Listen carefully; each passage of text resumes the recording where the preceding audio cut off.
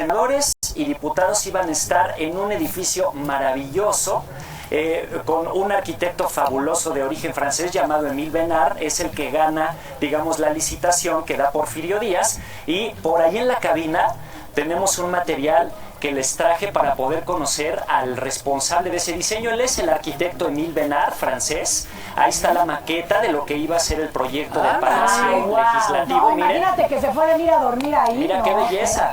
Pero aparte fue, mira, toneladas de acero llegaron desde Nueva York justamente para poder hacer el armazón de todo el edificio, para poder soportar obviamente todo el peso. Pero lamentablemente quiero decirles que en la Revolución Mexicana, 1910, pues se tiene que interrumpir obviamente la obra del Palacio Legislativo, porque bueno, pues los fondos se fueron para otra cosa, ¿no? Claro. Llegó más tarde Francisco I. Madero a la presidencia. Él quiso como retomar el proyecto, pero lamentablemente lo traiciona Victoriano Huerta y muere, ¿no? Asesinado. Traicionado y asesinado. Y bueno, pues lamentablemente toda esa estructura que vieron metálica estuvo abandonada por 2 décadas en ese espacio.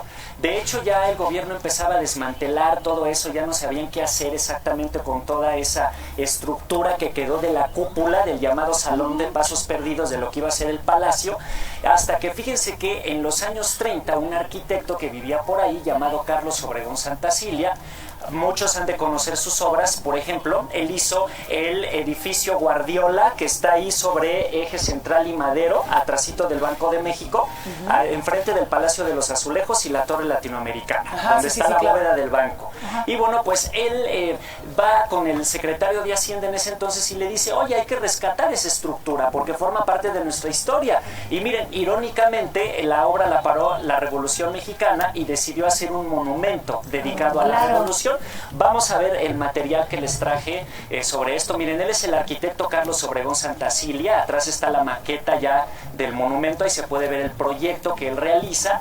Es un proyecto muy interesante, sobre todo porque nos rescata toda esta estructura maravillosa, las esculturas que tiene, que miden más de 10 metros, del escultor Oliverio Martínez de Hoyos, acabado en cobre de su cúpula, la restauración que obviamente vino en 2010 con estas fuentes, el elevador que ahora tiene para subir, que es una belleza, y bueno, pues estas escaleras es un estilo art déco maravilloso que le imprime este arquitecto Obregón Santacilia. Pero fíjense que antes no teníamos el elevador de ahora, ¿verdad? El que está en medio de la cúpula. Había 2 elevadores, uno al interior de una de las columnas del monumento, que es un elevador vertical, y luego al llegar al mirador principal había un elevador curvo para poder llegar hasta el techo del monumento.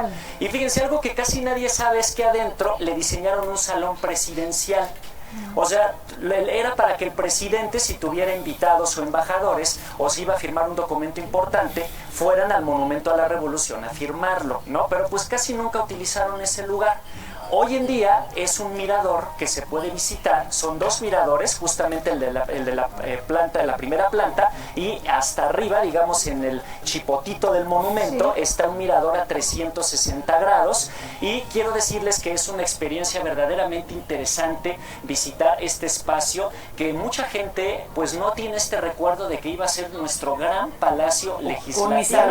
Yo no sabía. Claro, y sabes qué, que también en esta plaza, alrededor de la plaza, hay restaurantes súper buenos, y bares increíbles, cantinas también. Cantinas, entonces váyanse ahí también, o sea, dense el rol adentro y luego ya se van a echar unos... Claro, oye, ¿saben que también abajo en el sótano hay un museo? El Museo de la Revolución Mexicana, justamente, que está consagrado pues a toda esta etapa tremenda que tuvo nuestro México a principios del siglo XX, y también es mausoleo, porque en las patas del monumento están los restos de varios héroes de la Revolución. Por ejemplo, Pancho Villa, ahí están sus restos, se trajeron desde Hidalgo del Parral, Chihuahua, hasta acá. Francisco I. Madero, también están sus restos ahí. Plutarco Elías Calles, Lázaro Cárdenas y Venustiano Carranza. Son justamente los personajes que descansan en ese monumento. Entonces tenemos todo un paquete. Mirador, ¿verdad? 360 para ver la ciudad. Tiene una cafetería bellísima también al interior, el monumento, y aparte puedes bajar a la zona subterránea donde está un paseo para ver la cimentación, la cual quiero decirles que tiene 17,000 pilotes que soportan toda esa estructura metálica traída desde Nueva York por una compañía llamada Milliken Brothers, que es la que realizó la mayoría de los rascacielos a principios del siglo XX en Nueva York y otros en Chicago. Así que vayan a visitar. Es el estuche de monerías, Cristóbal. Y no solo eso, fíjate que el otro día fui a una visita guiada a la Nahuacalli. Belleza. Y es bellísimo. Y me acordé muchísimo de ti porque hay un montón de referencias que nos has dado aquí. Claro. Entonces también si nos puedes compartir eso para que la gente conozca más de la Nahuacalli es un museo que es fabuloso.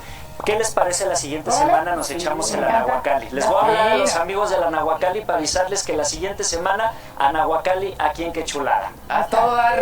Cristóbal, gracias. Un aplauso. Muchacho, carajo. Es un talento. Gracias, Cristóbal. Muchas gracias. Y en México, cuando hacemos un drama, se dice no hagas pancho. Sí.